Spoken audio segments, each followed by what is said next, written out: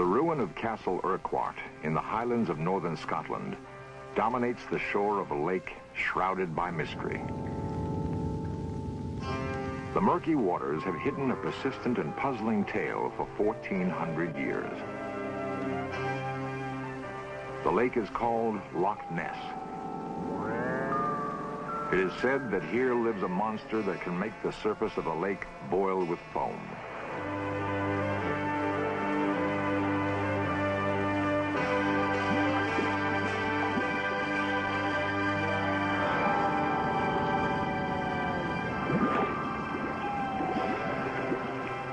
What is beneath the surface of the loch?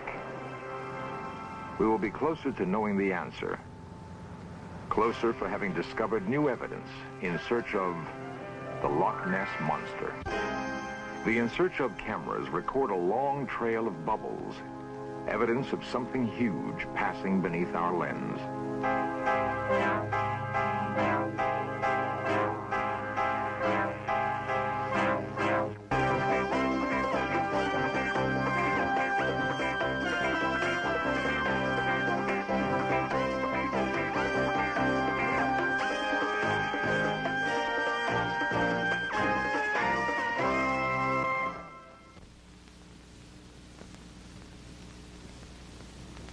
Hello, I'm Leonard Nimoy. Few of the great mysteries we will explore in this series are as compelling as the accounts of an unknown beast which lives in a picturesque Scottish lake. A compelling mystery because in spite of the many sightings over hundreds of years, there was little evidence until recently to support the possibility of the creature being real. Tonight, we'll take a hard look at the new evidence.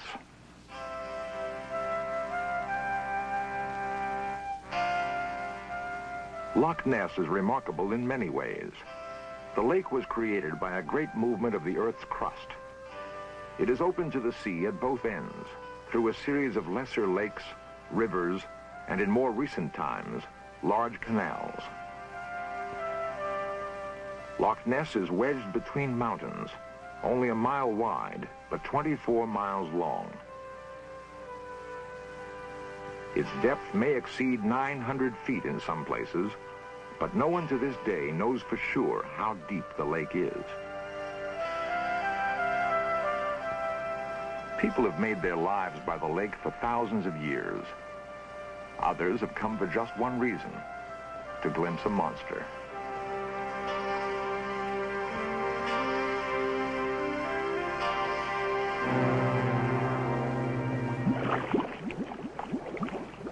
Some are more serious about getting a look at the creature than others.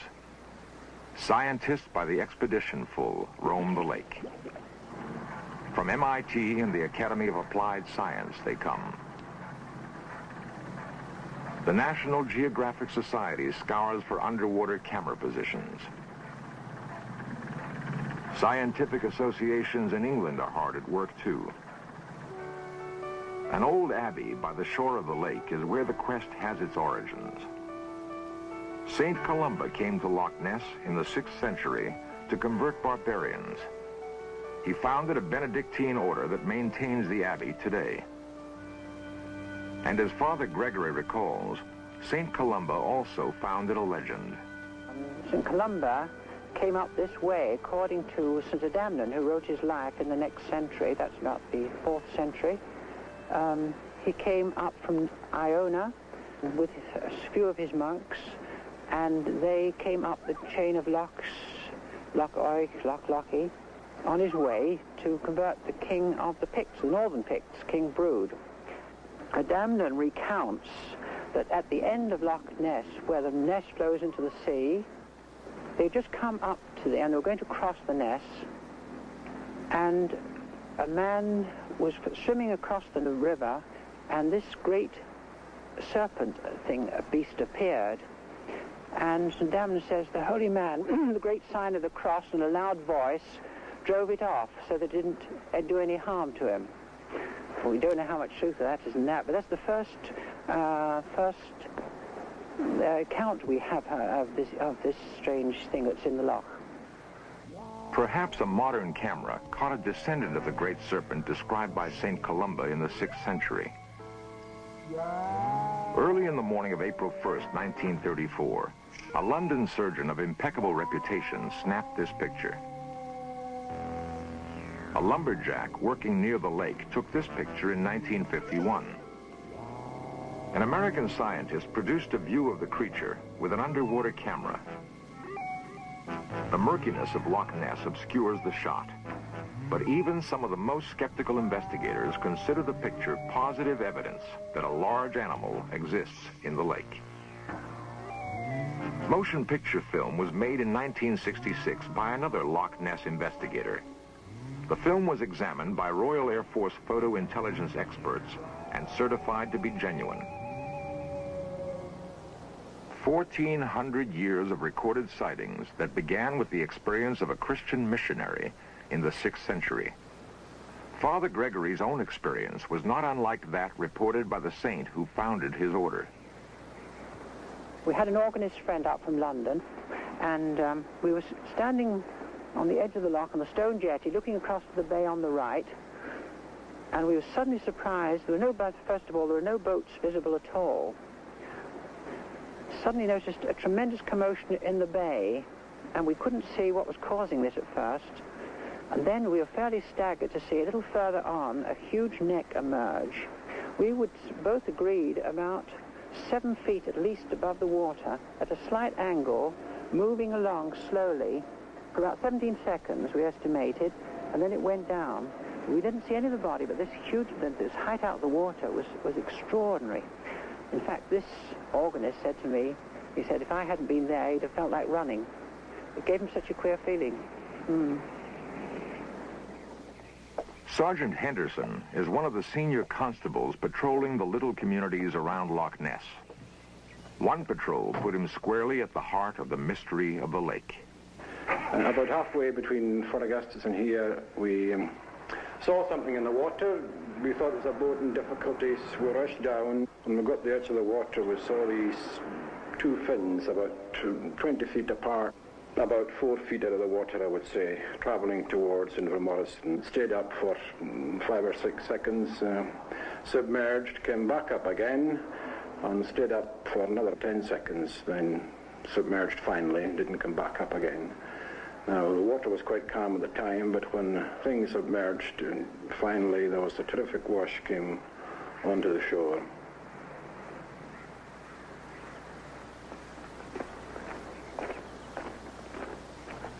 Alex Campbell was a waterman on Loch Ness most of his working life.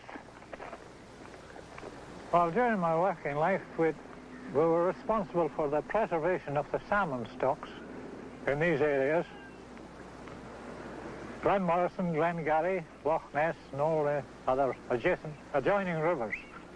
That was the main job. Then there was the hatchery work. I was expecting a run of fresh salmon, because as soon as they reach their home river, they jump and cavort about as though they were glad to be home.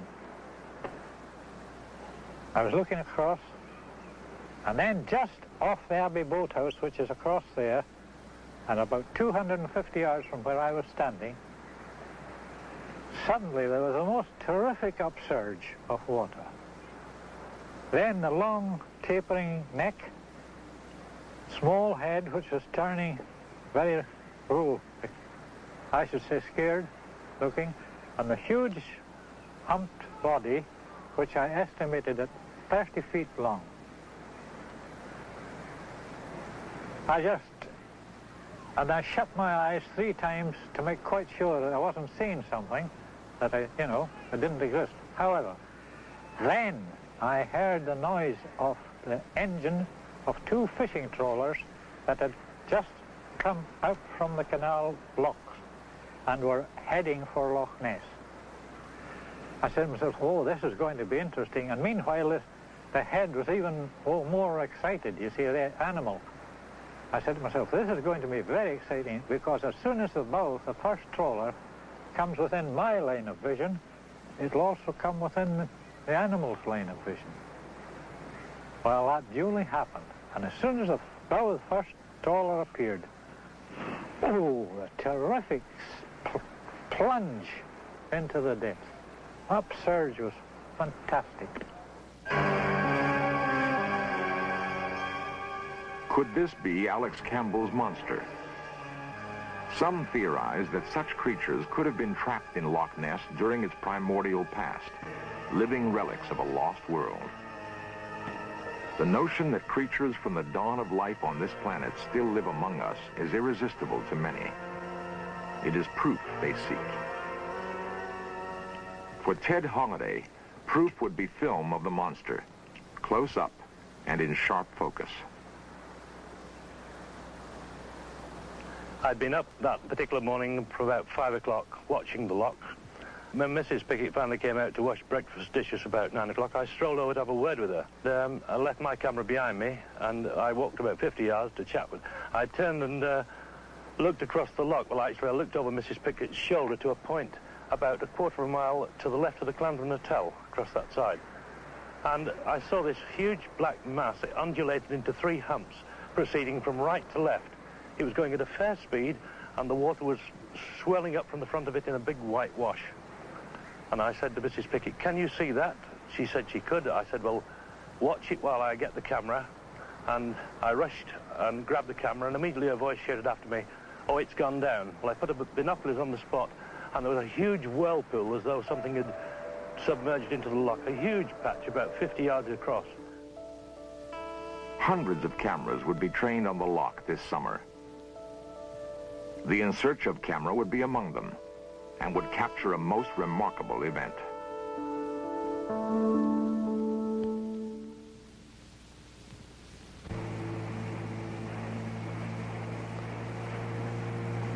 The summer of 1976 was to be the beginning of the big push to find conclusive evidence that huge creatures live in Loch Ness. 3 major expeditions would prowl the lake.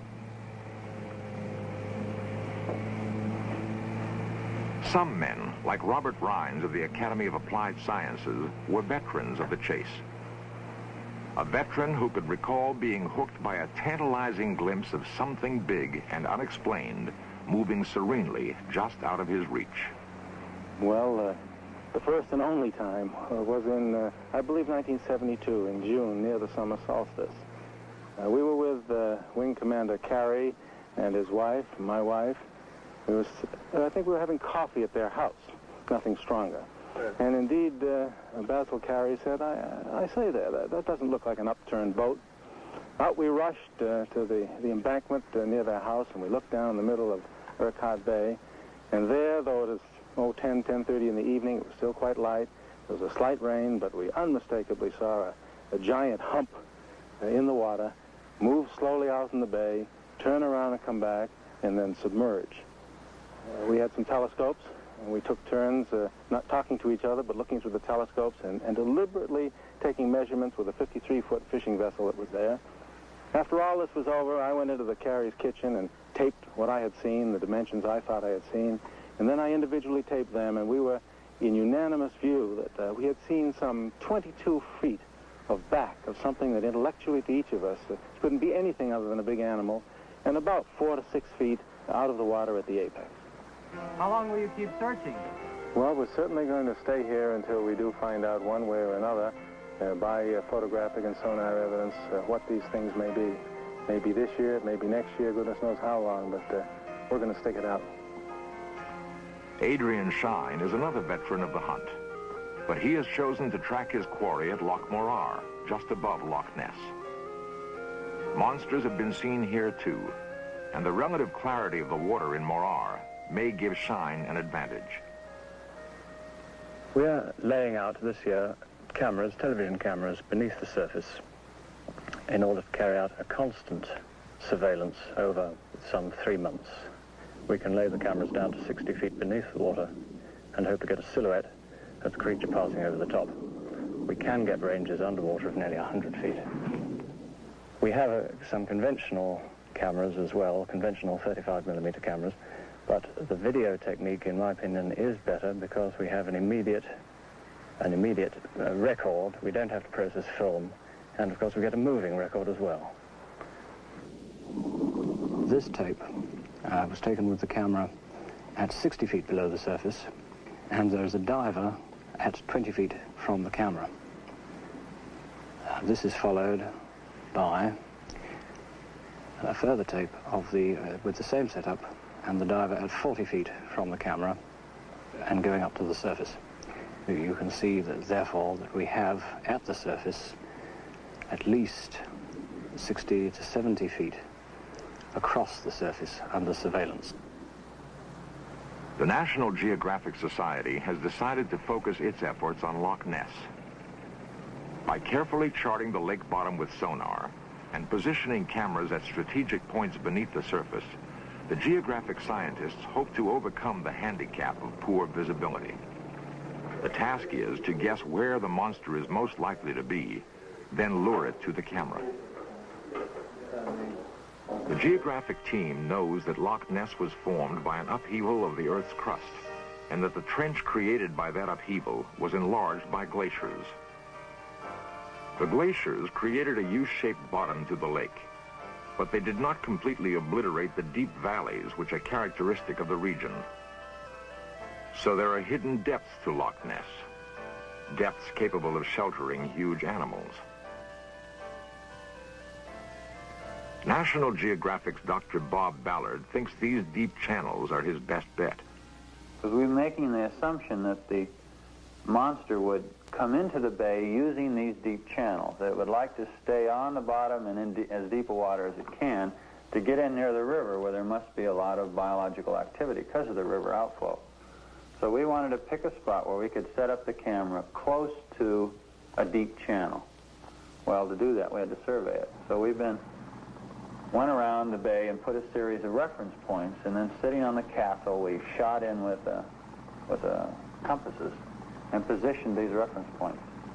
And then we used those reference points to run back and forth across the bay with the ship, measuring the echo soundings. We figure that if we put our camera rig in about 120 feet of water, we're going to be within 500 feet of one of these deep channels. You take the rope into your boat, and you worry about keeping slack.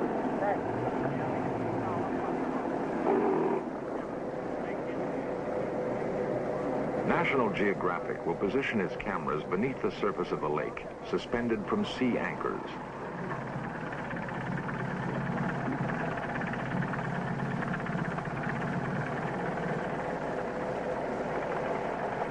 The likelihood that the animals can be successfully photographed from the surface is being discounted. Emery Christoph is the expedition's chief photographer. We've discounted pretty much that would be a mammal. And we figured if it was a mammal and we air breathing, there would be more sightings of the creature. We feel then if we are dealing with a amphibian or a reptile or something of the fish nature, we have a creature that hunts by listening, picks up vibrations in the water. So we've tailored our program really to this. The scientists are listening too, with sensitive underwater microphones. Recordings have been made of the normal sounds of the loch at rest, at night or during the day, when boat traffic is at a minimum. They are tranquil sounds. Another recording was made late in the afternoon of July 5th. It was anything but tranquil. There was no way to tell for sure what the underwater microphones were picking up.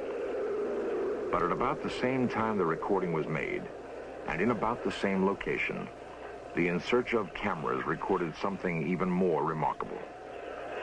A long trail of bubbles breaking on the surface of the loch.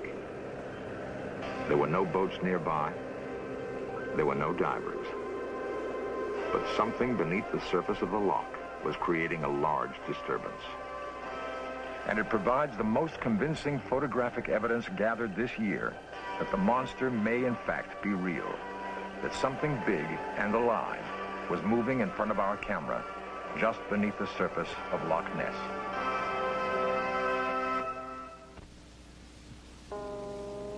Monster sightings have been reported in other lakes, in Ireland, Canada, the Scandinavian countries, and elsewhere. All of these sightings occurred in roughly the same northern latitude occupied by Loch Ness. Dr. Nicholas Hutton of the Smithsonian Institution is a preeminent paleontologist on intimate terms with our world's dim past. if there is something living in Loch Ness, what could it possibly be?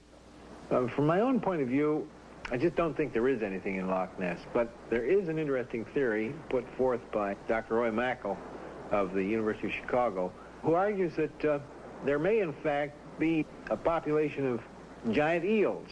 The point being that we know that Loch Ness supports a good population of salmon and eels, and eels, for example, live most of their lives in fresh water, but they go out to sea to reproduce, and then the young come back to the parent waters.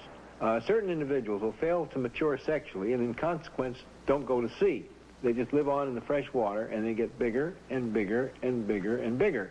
And Mackal thinks that this might have happened, might be what's happening in Loch Ness, in which you have a few resident eels which have grown to enormous size. He suggests 20 feet, but he also admits that size is extremely difficult to estimate, and maybe 12 or 15 feet might be more like it. If there is anything in Loch Ness that we don't know about in ordinary scientific terms, it's got to be something like Mackal's eels. We now have volumes of data on the Loch Ness monsters, and none of the investigators involved disputes the probability that a creature lives in Loch Ness. And all of them agree that the intensive effort may soon turn up the monster of the lake.